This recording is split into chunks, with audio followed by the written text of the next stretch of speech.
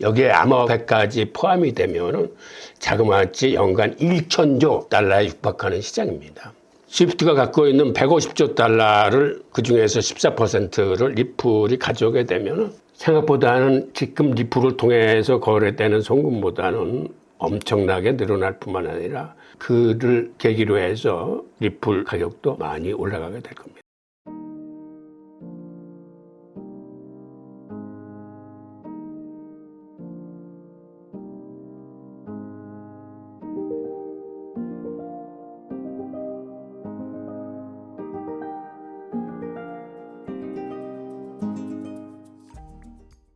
안녕하세요, 홍익입니다. 오늘은 국경 간 결제 시장에서 리플의 성장 전망에 대해서 말씀을 드리겠습니다. 이게 생각보다는 굉장히 중요한 내용입니다.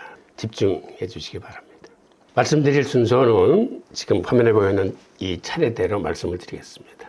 리플 CEO가 5년 내에 국경 간 결제 거래량 중 14%를 처리하겠다는 목표를 밝혔습니다. 근데 이게 굉장히 중요한 내용이 무슨 얘기냐면 지금 스위프트가 하는 물량의 14%는 뺏어오겠다라는 얘기입니다. 즉 이렇게 되면 스위프트 시스템이 입지가 좁아지면서 과거처럼 송금 시장을 장악하는 이런 형태에서 많은 균열이 시작되면서 리플 체제로 빠르게 전환될 수 있음을 의미합니다. 저는 오히려 5년 이내에 이게 달성될 수도 있다라고 보는 시각이거든요. 그 내용을 오늘 좀 설명을 드리겠습니다. 뺏어온다는 얘기는 리플의 강점은 중간에 은행을 거치지 않기 때문에 아시다시피 송금 속도가 빠르고 수수료가 굉장히 저렴합니다. 한 3초면은 송금이 되고 수수료도 좀 거의 무료다시피 해요. 그러니까 스위프트를 쓰는 사람들은 시간도 많이 걸리고 거기는 송금 수수료, 환전 수수료에서 아직까지도 비쌉니다. 한 평균 한 6% 정도 들어요. 그렇다면 당연히 리플을 통해서 송금하는 거를 소비자들이 선호할 수뿐이 없겠죠. 그럼에도 불구하고 스위프트 시스템이 송금 시장을 꽉 잡고 있는 거는 이거는 미국이 주도하는 일종의 양성화된 시장이자 모든 은행이 아직까지는 스위프트 시스템을 쓰고 있기 때문에 그렇습니다. 그런데 이제 스테이블 코인 같은 것들이 은행을 거치지 않고 바로 송금이 되면서 이 분야가 굉장히 흔들리기 시작했어요. 그러니까 미국 정부도 이제는 이 분야를 독점적으로 주도할 수 있는 힘을 잃고 그들이 또한 CBD 대신에 스테이블 코인 쪽으로 정책 지원 방향을 바꿨기 때문에 스위프트 시스템을 보호하기 위해서 스테이블 코인 시장을 억누르지는 않을 겁니다. 즉 그로 인해서 앞으로 스위프트 시스템은 굉장히 위축되는 현상을 가져올 거고 그 틈을 이용해서 리플이 국경 간 결제 시장을 많이 잠식해 들어갈 텐데 저는 생각보다 그게 빨리 이루어지리라고 생각을 해요.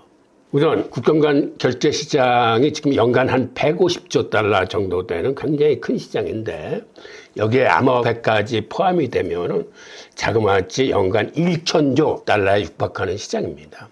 스위프트가 갖고 있는 150조 달러를 그중에서 14%를 리플이 가져오게 되면 생각보다는 지금 리플을 통해서 거래되는 송금보다는 엄청나게 늘어날 뿐만 아니라 그를 계기로 해서 리플 가격도 많이 올라가게 될 겁니다. 그 내용을 한번 자세히 들여다보죠. 우선 6월 14일 기사 내용을 한번 읽겠습니다. XRP 스위프트 거래량 14% 처리하면 연간 21조 달러 가능성, 가격은 최대 24달러까지 오른다는 그런 내용입니다. 제가 한번 읽어보겠습니다. 리플의 브래드 갈링하우스 CEO가 XRP가 향후 국제은행 간 통신협정, 곧 스위프트 거래량의 14%를 처리할 수 있다고 언급하면서 연간 21조 달러 수준의 트랜잭션 처리 가능성을 제기했습니다. 이에 따라 XRP 가격 전망에도 새로운 기대가 형성되고 있습니다. 6월 14일 암호화폐 전문업체 더 크립트 베이직에 따르면 갈링하우스는 최근 XRPL 아펙스 행사에서 XRP 레저, 즉 XRP 원장이 향후 5년 내 스위프트 거래량의 14%를 소화할 수 있다고 밝혔습니다. 그는 스위프트의 핵심 가치가 메시지가 아닌 유동성에 있다는 점을 강조하며 XRP의 활용 가능성을 부각시켰습니다. 이 내용은 무슨 얘기냐면 스위프트는 송금망이 아닙니다. 그건 통신망이에요. 그러니까 보안성이 강한 정보를 은행 간에 전송하는 건데 그거는 쌍방향 전송도 아니고 일방적인 단방향 통신입니다. 그 통신을 받고 송금은 그 은행이 갖고 있던 기존의 송금망을 통해서 보내는 겁니다. 그런데 리플은 여기에 메시지가 아닌 유동성에 있다는 건 한마디로 통신망과 송금망을 동시에 처리할 수 있습니다. 통신을 쌍방향으로 하기 때문에 보내면서 오류가 있을 경우에는 즉시 처리를 해가지고 송금망하고 같이 가면서 그렇기 때문에 리플의 송금 속도가 한 3초 내에 아무리 먼 지역이라도 종결될 수 있는 특징이 이거는 통신망이 아닌 통신망과 송금망을 상호 의견을 조율하면서 보내는데 그게 3초뿐이 안 걸리는 겁니다. 즉 이러한 장점 때문에 앞으로는 스위프트가 지금 하고 있는 거를 5년 내에 14%를 뺏어오겠다는 게 요지인데 제가 보기에는 지금과 같은 이러한 균열, 즉 스테이블 코인이 등장하면서 미국의 정치적인 보호까지 받게 되면 더 빨리 도달할 수 있다라는 판단입니다. 다음 내용을 한번 보겠습니다. 이에 따라 XRP 커뮤니티 내에서 가격 상승 기대가 커지고 있다. XRP는 현재 2.2달러 근처에서 거래되고 있는데 지난 7년간 고점을 넘지 못하고 있다. 하지만 연간 수십조 달러의 거래를 처리할 경우에는 이거는 상황이 달라지는데 가격이 12달러에서 최대 24달러까지 오를 수 있다는 분석이다. 이는 연 30회 순환되는 XRP 유동성 흐름과 약 7천억 달러 규모의 유동성 풀을 전제로 한 추산이다. 그는 리플이 스스로 송금하는 국경 간 결제 시장에서 1년에 한 30차례는 순환을 할 수 있다는 얘기예요. 그러니까 금액 자체보다는 이러한 순환 속도가 크다는 건 이제 빨리 회전이 되는 건데 이렇게 되면은 수수료 소각도 빨라지고 동시에 리플 가격 상승에 이게 큰 힘이 되는 겁니다.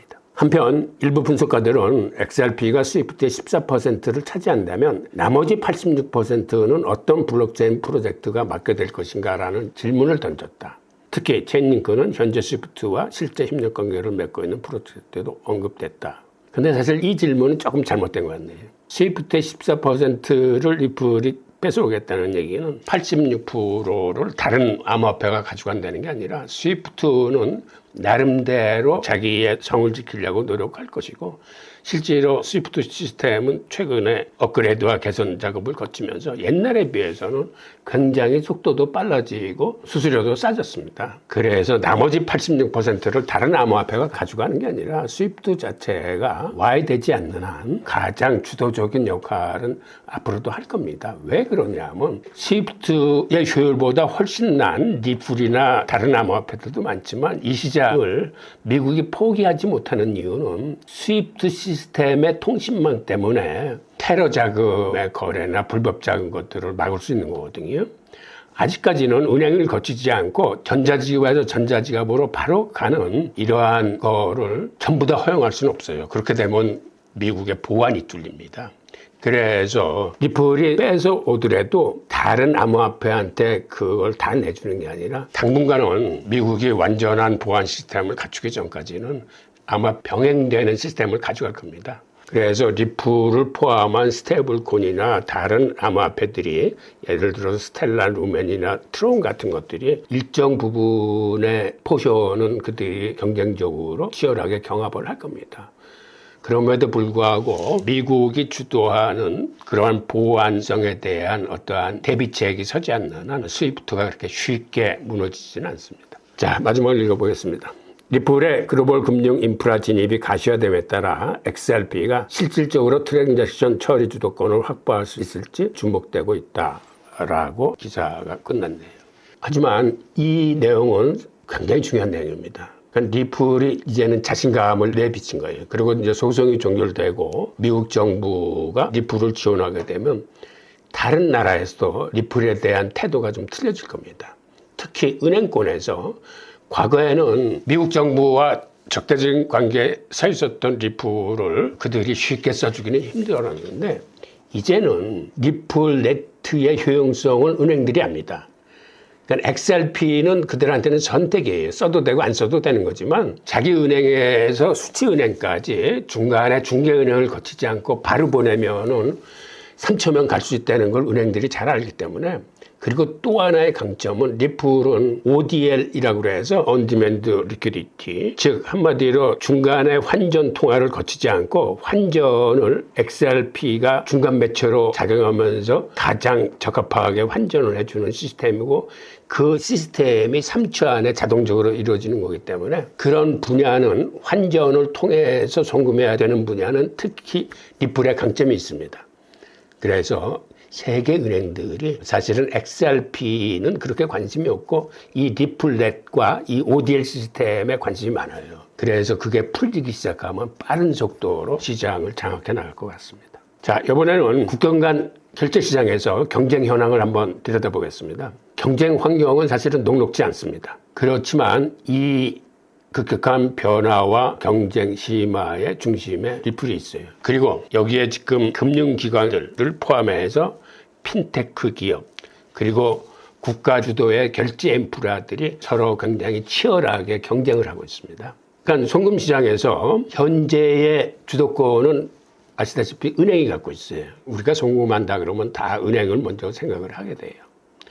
그런데 페이팔 같은 핀테크 기업이 치고 나온 게, 우리는 스테이블 코인을 전 세계 160개국에 무료로 송금해 주겠다 함으로써 이제는 스테이블 코인을 쓰는 비중, 추세가 생각보다는 빠르게 치고 올라오고 있습니다.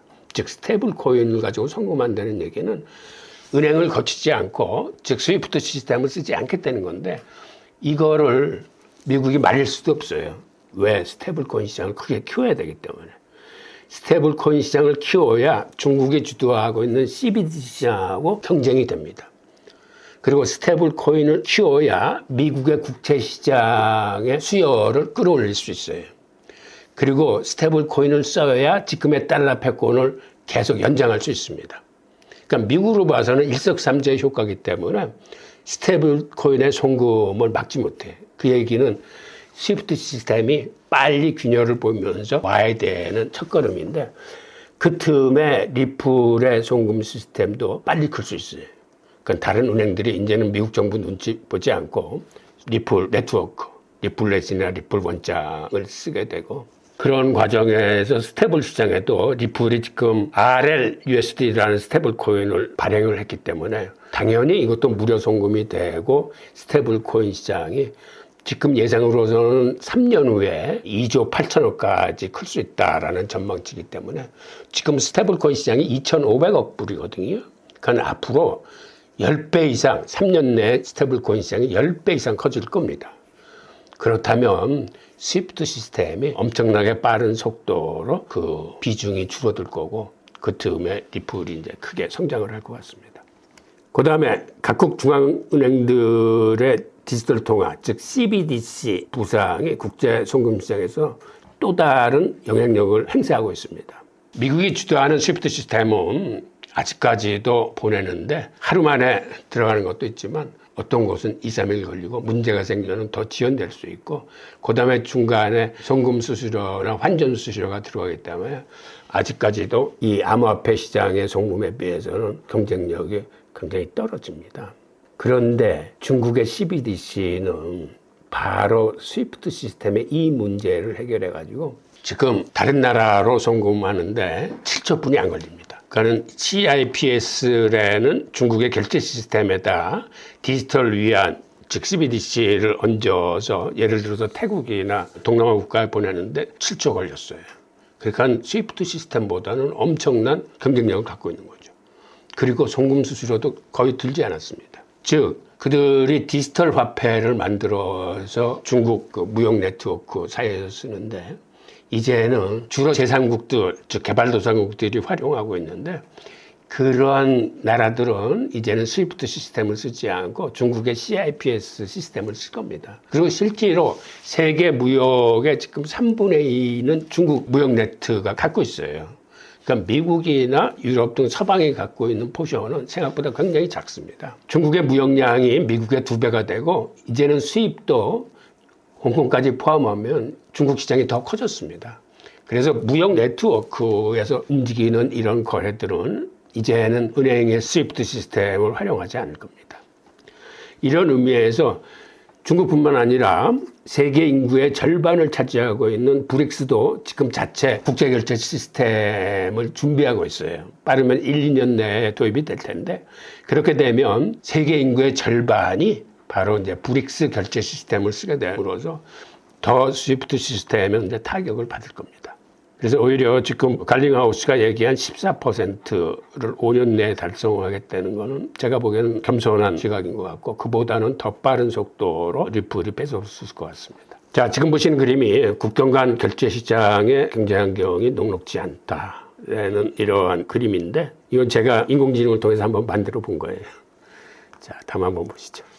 우선 중국의 대결제 시스템 CIPS라고 그러는데, CIPS를 통해서 거래되는 무역과 자본의 비중을 보면 이미 2023년 3월 달에 CIPS에서 움직이는 돈들이 달러보다는 위안화가 추월했어요. 지금은 그래프보다는 훨씬 빠른 속도로 위안화 중심 체제로 가고 있습니다.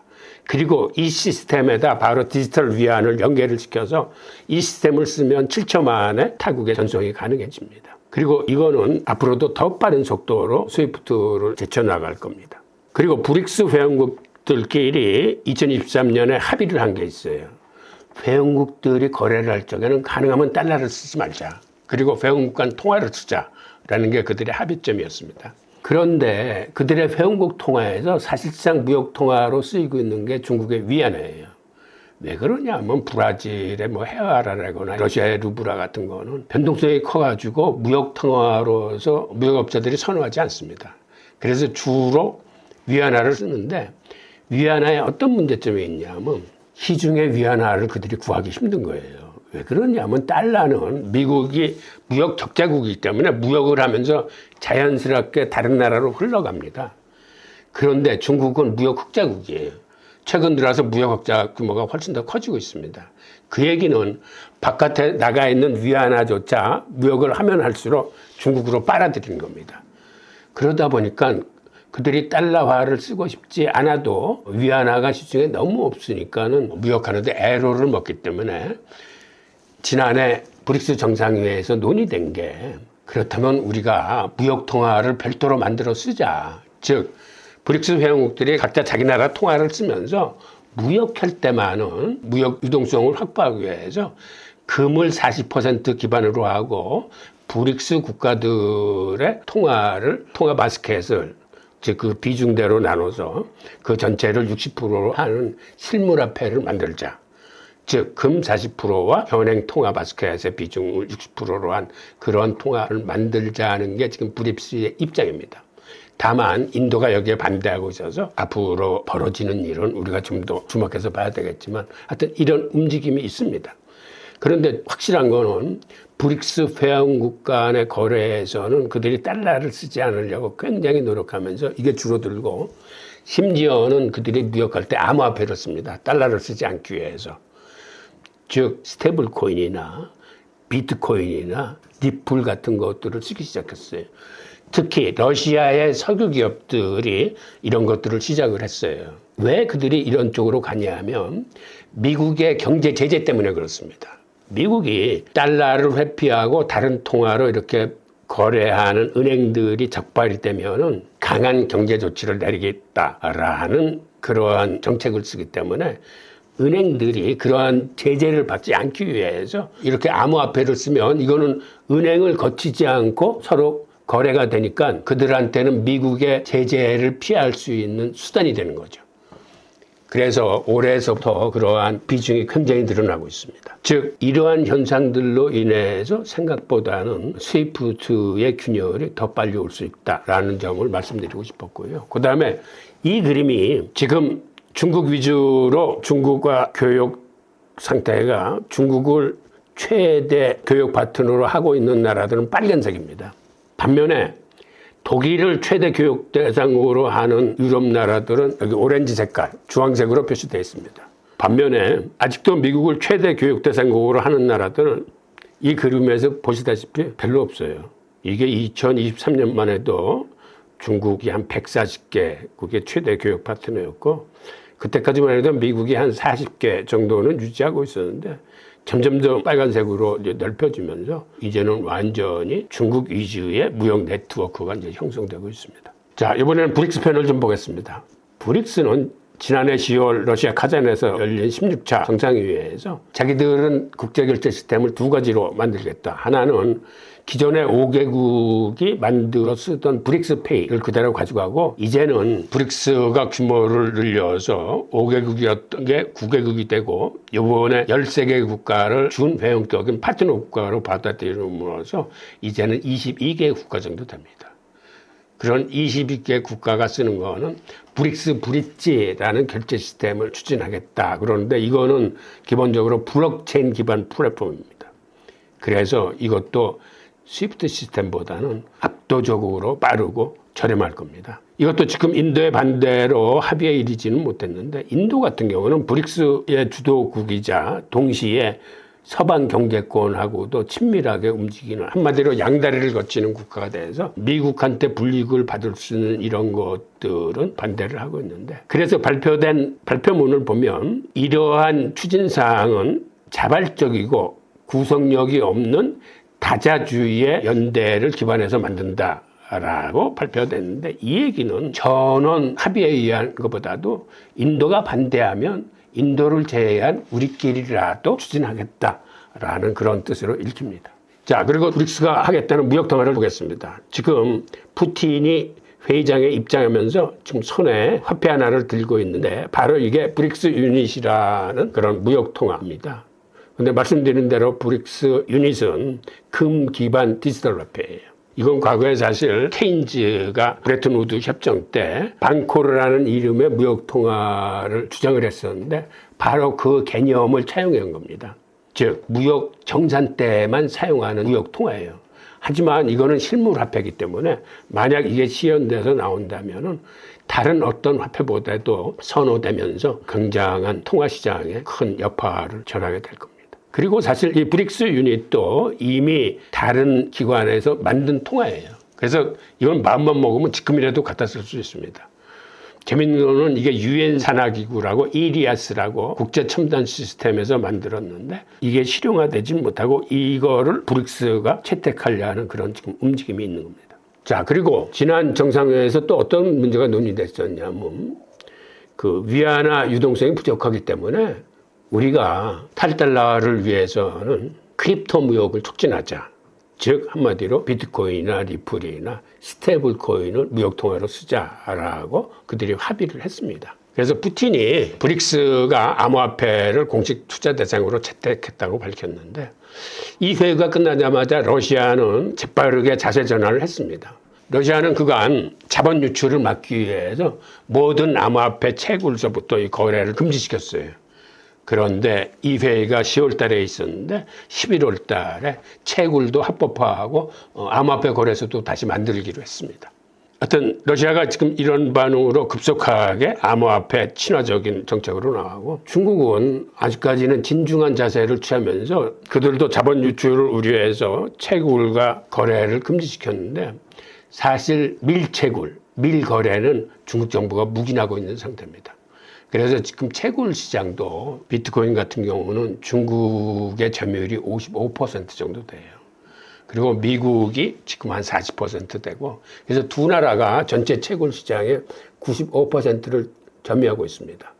그래서 앞으로의 관건은 중국이 그냥 이렇게 밀채굴과 밀거래를 묵인하는 상태로 지속될 건지 아니면 자본 유출 문제만 해결되면 공식적으로 모든 암호화폐 산업을 다시 활성화시킬 건지는 두고 봐야 되는데 러시아 같은 경우는 이 문제를 어떻게 해결했냐면 비트코인을 채굴하는 업체가 그거를 내국인한테는 팔지 못하게 했습니다. 그리고 러시아 석유나 러시아 상품을 수입하고자 하는 외국 기업에 팔아서 그거를 가지고 러시아 상품을 수입 하게끔 하는 방향으로 이 제도적으로 묶어서 자본 유출은 막고 암호화폐 산업은 다시 양성화시켜서 발전시키는 이러한 트랙으로 가고 있는데 아마 중국도 이거를 유심히 보고 있을 겁니다. 그래서 중국에서 채굴하는 비트코인이 중국 시장에 풀리지 않고 그게 외국 수입업체들한테 이렇게 나가는 방법의 효용성을 지금 한번 들여다보고 있을 겁니다. 중국이 만약 러시아처럼 양성화를 선언하면 이 또한 비트코인이나 리플 등 암호화폐 시장에는 굉장한 호재로 작용하게 될 겁니다. 게다가 페트로달러의 균열이 이제 시작됐습니다. JP모건 보고서에 따르면 이미 2023년에 전 세계 원유 거래의 20% 이상이 위안화나 다른 통화로 거래되고 있다고 합니다. 그리고 러시아도 인도에 판 석유 수입 대금을 달러가 아닌 UAE의 통화 디르함으로 결제해달라고 요청을 함으로써 이제는 위안화뿐만 아니라 그 어느 정도 국제시장에서 신용도가 있는 화폐들을 그들의 석유 대금으로 이제 받기 시작했습니다. 그리고 또 중요한 뉴스가 있는데 사실은 1974년에 미국의 키신저 외무장관이 사우디 국왕을 찾아가서 협박 반 협조 요청 반으로 어떠한 비밀 회담을 했냐면 앞으로 사우디와 오펙이 석유를 달러로만 팔기로 협정을 하면은 우리가 사우디와 당신의 정권을 보장해 주겠다라고 해서 50년 만기 협정을 하나 맺은 게 있습니다. 이게 바로 양국 간 군사 경제 협정이에요. 그런데 사실상 내용은 이게 페트로달러에 대한 협정입니다. 그런데 지난해가 바로 50년이 만기가 돼서 미국 측이 이 협정의 연장을 요구했을 때 사우디아라비아가 거부해서 협정이 종료가 됐습니다. 즉 한마디로 이제는 사우디아라비아가 석유를 달러로만 판매하는 의무에서 해방이 된 겁니다. 그리고 이 페트로달러의 균열의 속도는 앞으로 점점점 빨라질 겁니다. 왜 그러냐면 중국이 세계 최대의 석유 수입국이에요. 그런데 중국이 석유를 이제 위안화로 사겠다. 라고 선언을 했기 때문에 많은 나라들이 중국의 위안화를 받고 중국에 이제 석유를 수출하게 됨으로써 이 페트로달러의 균열이 생각보다 빠르게 진행되면서 이 또한 스위프트 시스템에 결정적으로 점유율을 줄이는 그런 게 되겠습니다. 근데 여기서 우리가 외환 시장하고 송금 시장하고 국경 간 결제 시장이 어떻게 좀 다른지 그 차이점을 좀 짚고 넘어가야 되겠습니다. 외환 시장은 하루에 거래되는 한머니가 7조 5천억 달러가 넘어요. 그러니까는 뭐 투기 자금을 통해서 움직이는 그런 한머니들의 금액이 생각보다는 굉장히 많습니다. 이게 바로 움직이면서 각국의 이제 환율을 결정하는데 결정적인 역할을 하는데 이게 투기 자금이기 때문에 들어갔다 치고 나오고 빠져나오면서 이 회전율, 송금 회전율이 굉장히 높습니다. 반면에 송금 시장이라는 건 주로 개인들이 참여하는 시장을 송금 시장이라고 부르는데 뭐 회에 나와 있던 근로자가 돈을 벌어서 본국 가족에 보낸다거나 유학자금이나 노후자금 같은 거를 가족 간에 저관되거나 하는 게 주로 송금 시장에서 쓰이는데 그래서 송금 시장 규모는 생각보다는 굉장히 작습니다. 지난해 같은 경우에 7,300억 달러 정도가 이제 추계가 나오고 앞으로 이 시장은 커져봤자 2033년에 8천억 달러 정도 될 거다라고 봐서 연평균 성장률이 굉장히 미미합니다. 반면에 국경 간 결제 시장은 지난해에 한 60억 달러 정도 됐는데 이게 연평균 한 22% 정도 성장하면서 2033년에는 한 360억 달러 정도 될 거라고 합니다. 그러니까 외환 시장에서 거래되는 건 이거는 송금이 아닌 경우가 많아요. 즉 외환 시장의 거래는 이게 국경을 넘어서 간다기보다는 내가 필요해서 예를 들어서 우리 원화를 주고 달러를 사고 하는 거는 국경을 넘지 않고도 벌어지는 게 굉장히 많습니다. 그러니까 외환시장과 송금시장은 송금 금액까지 포함해서 즉 송금하지 않는 금액이 더 많이 서로 환전되는 게 외환시장이고 송금시장이라는 건 국경을 넘어가는 겁니다. 근데 거기서 개인들이 차지하는 포션은 그렇게 크지 않다. 그렇다면 국경 간 결제 시장이라는 건 이건 개인뿐만 아니라 기업 간, 기업 대 개인 간 큰 금액들이 오고 가는 시장인데 이거는 시장이 송금 시장에 비해서는 엄청나게 큰 시장입니다. 지난해 한 60억 달러 정도 되고 앞으로 매년 22% 성장률을 가져오면서 2023년에 360억 달러 되는데 하여튼 이 중에 5년 내에 리플이 뺏어오는 금액이 한 14% 정도 될 거라고 이제 리플이 발표를 한 겁니다.